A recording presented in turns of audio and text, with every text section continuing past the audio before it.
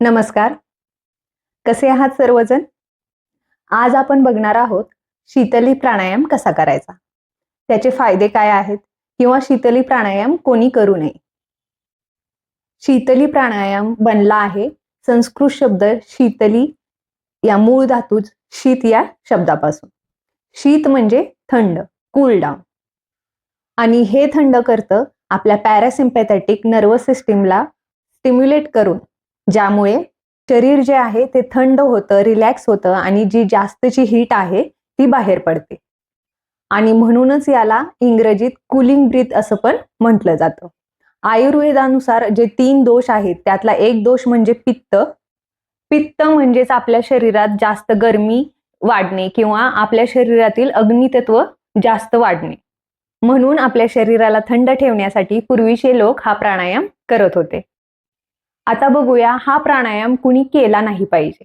ज्यांना low BP आहे, asthma आहे, ब्रोंकायटिस आहे, अशा लोकांनी हा प्राणायाम केला नाही पाहिजे.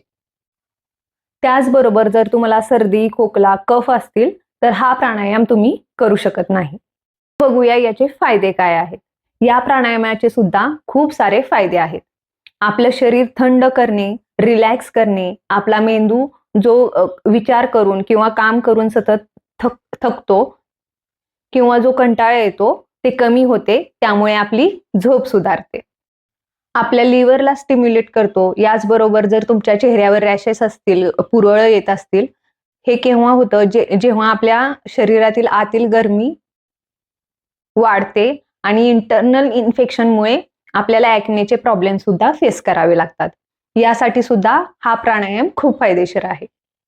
ज्यांना हाय बीपी आहे त्यांच्यासाठी हा एक उत्तम प्राणायाम आहे. आपली झोप सुधारते, आपला स्ट्रेस कमी होतो. किंवा ज्या लोकांना राग खूप लवकर येतो, राग केव्हा जास्त येतो जेव्हा आपल्या शरीरातील अग्नितत्व जास्त वाढलेले असेल त्यावेळेस. ज्यांना छोट्या छोट्या गोष्टीवर लवकर राग येतो, पटकन राग येतो, त्यांनी हा प्राणायाम नक्की केला पाहिजे. हा प्राणायाम आपल्या शरीरातील अग्नितत्व कमी करतो, म्हणून आपल्या पोटातील जे ऍसिडिटी, ऍसिड रिफ्लेक्स किंवा अल्सर यासाठी सुद्धा हा प्राणायाम खूप चांगला आहे. आपल्या इम्युनिटीसाठी सुद्धा हा प्राणायाम खूप चांगला आहे. पूर्वीच्या काळी तुम्ही बघितलं असेल जे ऋषीमुनी होते किंवा जे साधू संत होते ते बराच वेळ आपली भूक, तहान कंट्रोल करू शकत होते. तर शीतली प्राणायाम असं म्हणलं जातं की तुम्हाला एवढा हायड्रेट ठेवते की तुम्ही बराच वेळ तहानलेले राहू शकता किंवा तुम्ही तुमची तहान किंवा थोड्याफार प्रमाणात भूक कंट्रोल करू शकता. त्यामुळे हा प्राणायाम जास्त गरमी असेल, जास्त गरम वातावरण असेल त्यावेळेस हा प्राणायाम नक्की केला पाहिजे. चला तर मग सुरू करूया. शीतली प्राणायाम कसा करायचा हे बघूया. हा प्राणायाम सुद्धा रिकाम्या पोटी करायचा आहे किंवा तुम्ही जर काही खाल्ला असेल तर त्याच्यानंतर 2 ते 3 तासांनी तुम्ही हा प्राणायाम करू शकता. तर तुम्ही बेडवर बसू शकता, खाली जमिनीवरती बसू शकता, चेअरवरती सुद्धा बसू शकता. फक्त आपला पाठीचा मणका ताठ ठेवायचा आहे, खांदे सरळ, मान सुद्धा सरळ ठेवायचे आहे आणि व्यवस्थित सुखासनामध्ये किंवा जे तुम्हाला कम्फर्टेबल असेल त्या आसनामध्ये तुम्ही बसू शकता. शीतली प्राणायामामध्ये तोंडाने श्वास आत घ्यायचा असतो आणि नाकाद्वारे श्वास बाहेर सोडायचा असतो. श्वास आत घेत असताना जे आपली जीभ आहे ती न ताणता म्हणजे अलवारपणे बाहेर काढायची आहे आणि जे आपले जिभेचे टोक आहेत ते वरती रोल करायचे आहेत, वरच्या बाजूला रोल करायचे आहे, जेणेकरून आपल्या जिभेची नळी बनेल, एक पाईप बनेल. मी करून दाखवते याप्रमाणे. आणि या जिभेद्वारे आपण श्वास आत घेणार आहोत. आत जात असतानाच आपल्याला ती हवा, जो श्वास आहे ती थंड जाणवेल. घशातून आतमध्ये जात असतानाच ती हवा आपल्याला थंड जाणवेल. आणि जेवढा शक्य होईल तेवढा शांत, लांब आणि खोल श्वास आत घ्यायचा आहे. नंतर तोंड बंद करायचं आहे आणि नाकाद्वारे श्वास बाहेर सोडायचा आहे. मी एकदा करून दाखवते तुम्हाला. तुम्ही हाताची चिन मुद्रा सुद्धा घेऊ शकता किंवा महामुद्रा. महामुद्रा म्हणजे दोन्ही हात आकाशाच्या दिशेने हाताचे तळवे ठेवू शकता. जे तुम्हाला सोयीस्कर असेल त्याप्रमाणे तुम्ही घेऊ शकता. डोळे बंद ठेवायचे आहेत. एक साधारण श्वास आत आणि बाहेर.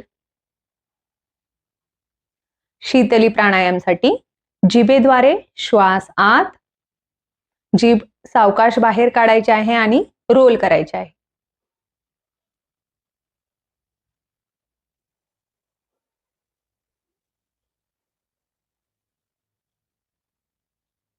तोंड बंद,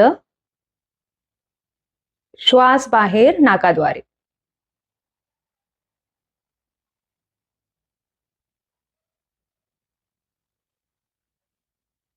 याप्रमाणे तुम्ही शीतली प्राणायाम करायचा आहे.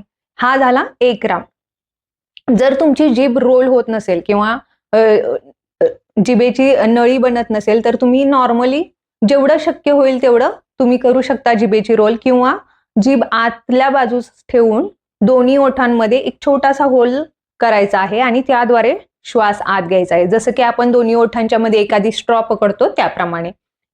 ज्यांना जीभ रोल करता येत नाही त्यांच्यासाठी मी एकदा करून दाखवते. दोन्ही ओठांमध्ये छोटासा होल तयार करायचा आहे. आपण जो श्वास आत घेत आहे तो आपल्या जिभेच्या वरच्या सरफेसवरती होऊन गेला पाहिजे, पास होऊन गेला पाहिजे, म्हणजे तो श्वास आपल्याला आत जात असताना थंड जाणवेल.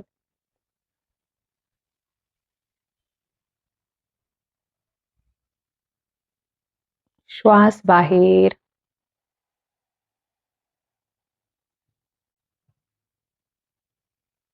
याप्रमाणे. जर तुम्हाला जीभ रोल करता येत नसेल तर याप्रमाणे तुम्ही श्वास आत दोन्ही ओठांच्या साह्याने घेऊ शकता, किंवा जर थोडी रोल होत असेल याप्रमाणे तरी सुद्धा तुम्ही जिभेद्वारे श्वास आत घेऊ शकता. अजून आपण 2 वेळा करूया. ताठ बसा, पाठीचा मणका ताठ, छाती खुली, सरळ समोर, मान, डोळे बंद. एक साधारण श्वास आत आणि बाहेर. शीतली प्राणायामसाठी जिभेद्वारे श्वास आत,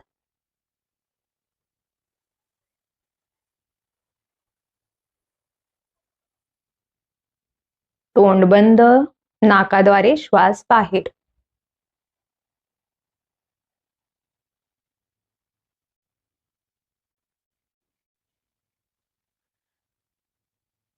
शीतली प्राणायामसाठी श्वास आत,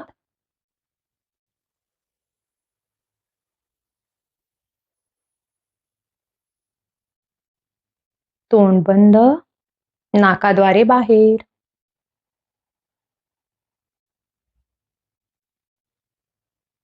साधारण श्वास घेत राहा, डोळे बंदच राहू द्यात.